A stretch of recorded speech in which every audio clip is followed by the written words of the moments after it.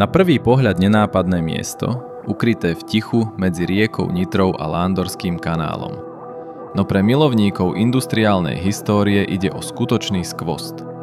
Toto je parná prečerpávacia stanica Lándor, jedna z najzachovalejších technických pamiatok svojho druhu na Slovensku. Jej história siaha až do konca 19. storočia. V tom období trpel Žitný ostrov, ale aj celé Komárňansko častými záplavami. Voda z Dunaja a Nitry sa vylievala z brehov a zaplavovala okolité polia, dediny aj cesty. A práve tu prichádza na scénu projekt, ktorý mal situáciu zmeniť.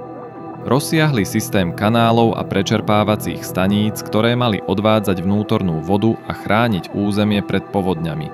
Jednou z týchto staníc bola aj táto, Lándorská prečerpávacia stanica, postavená približne v rokoch 1896 až 1897.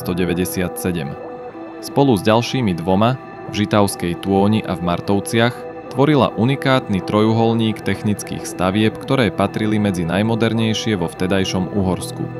Stanica fungovala na princípe parného pohonu. V obrovskej strojovni stál parný stroj, pravdepodobne typu Worthington, vyrobený niektorou z budapešťanských fabrík.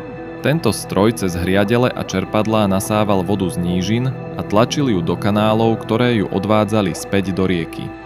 Celý systém bol navrhnutý tak, aby dokázal pracovať nepretržite, aj v čase silných dažďov alebo topenia snehu.